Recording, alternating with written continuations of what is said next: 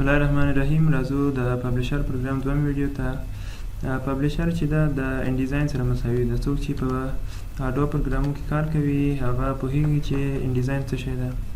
ان ډیزاین او پبلشر یو بل سره مساوي دي. بل پبلشر کې تاسو کولی شئ چې سی وي هم جوړ کړئ یا ریزیومي.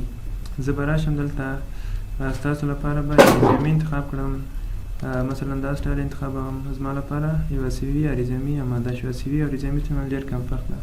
په ریزیومي کې ډېر معلومات وي، په سی وي کې کم معلومات. دا ریزیومي ده، فقط معلومات یې بدل کړئ. دا به ستاسو لپاره یو سی وي یا ریزیومي وي. بیا راشئ دلته انفو کې تاسو دلته راشئ خپل معلومات بدل کړئ. سمې ده او عنوان یې ورکړئ، د تجارت نوم هم ورکړئ، ټول معلومات به دلته ورکړئ. عکس غواړئ اضافه کړئ، دلته راشئ.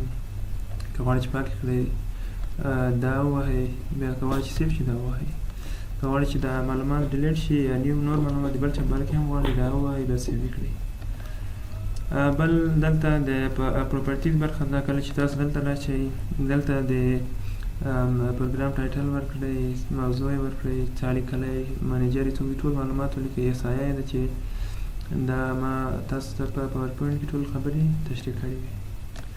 را به شو ډیزاین چیکر ته. ډیزاین چیکر چې دا په پبلشر کې نوې موضوع ده. دا په دې خاطر ده مخکې لږه چې موږ یو شی پبلش کړو موږ ته وایي چې تاسو دې شیانو ته متوجه اوسئ. مثلا زه غواړم چې دا فاینل پبلشنګ چیک کړم، په دې کې کوم مشکل نشته. په جنرال ډیزاین کې هم کوم مشکل نشته. دا ما سی وي انتخاب کړی، که نور فارمتونه انتخاب کړم بیا شاید مشکل وي پکې. که زه غواړم چې دا په ویب سایټ کې نشر کړم، ویب سایټ کې ما ته وایي تاسو صفحې لینک نه لري، تاسو باید څه لینک ورکړئ، هایپر لینک ورکړئ، بیا دا مشکل حل کېږي.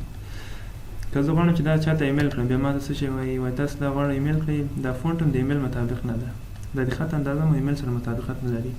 دا به د یو عکس په شکل لیږل کېږي. تاسو کله خط یې د ایمیل مطابق کړئ بیا دا مشکل حل کېږي. بیا به راشو دلته په نیو کې په انفو کې د مانیج امبیډډ فونټس ده. تاسو کله چې له کوم فونټ څخه استفاده کوئ د خط څخه دا په دې کې شامل شي که نه، تاسو دا انتخاب کړئ او دا هم انتخاب کړئ. دا چې دا اولنۍ برخه یې د سیستم فونټونه چې دي هغه پکې شاملیږي. په ترو ټایپ فونټس کې مثلا بولډ ده، ایټالیک ده، دا په ترو ټایپ شاملیږي. او سبسیټ چې دي هغه چې د ډیزاین مربوط کېږي او خپل لیاوټ دی. مثلا تاسو وینئ دا خپل یو لیاوټ ده، کوم ډیزاین چې د دې لیاوټ مربوط کېږي لا د دې لیاوټ یو خاص لیاوټ به پیدا کړم. دلته هم ته به راشم. مثلا د سرټیفیکیټ خپله لیاوټ ځان سره یو خط لري چې ډیزاین لري د خط لپاره چې هغه ته سبسیټ وایي. هغه غواړي چې ټول پکې شامل شي. که غواړي چې دا بل چاته ولیږي او په خط کې تغیرات رانه شي دا ټول انتخاب کړئ او اوکې کړئ. بیا به کله چې تاسو دا پبلش کړئ بل چاته یې هم ورکړئ په خط کې به تغیرات نه راځي. نیو برخه ده. په نیو کې دلته تیمې ده. تاسو وینئ چې هماغه سکیم کې تغیرات راځي. رنګونه یې بدل کړئ، په رنګ کې به یې تغیرات راځي. څلور پنځه رنګه دي هغه مکس کېږي او یو رنګ خاص انتخابېږي. خط یې څرنګه وي، خط یې هم بدلولی شئ.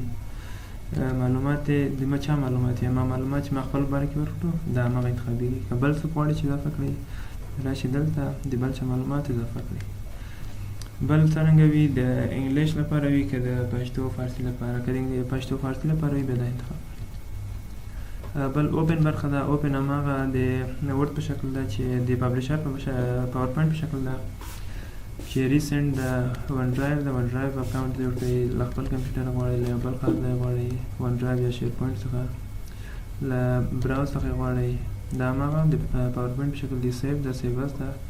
په سیوز کې تاسو غواړئ چې خپل پبلشر یا پبلیکیشن مو د ورډ په شکل ذخیره کړئ. راشئ دلته ډاکومنټ انتخاب کړئ، ورډ ډاکومنټ انتخاب کړئ، دا به د ورډ په شکل ذخیره شي. تاسو راشئ د ډیسکټاپ ته، دلته ولیکم ورډ 1. کله چې دا سیف کړم دا به پبلشر وه، خو دا څرنګه ما ذخیره کړو د ورډ په شکل ډېر په اساني سره. زما دا پبلیکیشن اوس یو ورډ ډاکومنټ ته تبدیل شو. را به شو نور برخو ته را به شو دلته بیا به راشو پرنټ برخه ده. پرنټ هم هماغه شکل ده.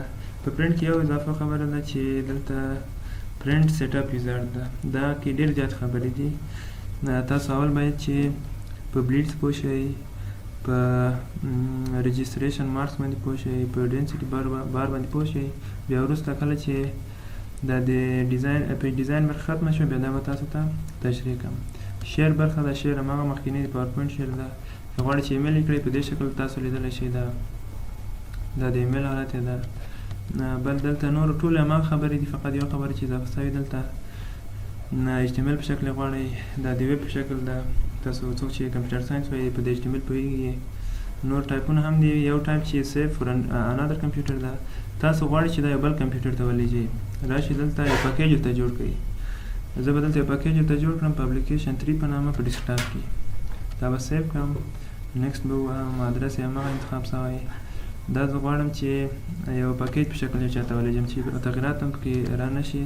تاسو وینئ چې دلته یو پکیج پیدا شو. دا یو پکیج ده چې وینډار فایل کې ذخیره کېږي. تاسو دا چاته ولېږئ، په دې کې به فونټ ټول شیان همداسې ذخیره وي. دا شدت وایرس هم نه وهي او ډېر به مطمئن شي. تاسو کولی شئ چې دا بل چاته ولېږئ. دا وه د فایل برخه د پبلیشر. سبا به انشاءالله د هوم برخه ولولو. له توجه نه مو مننه.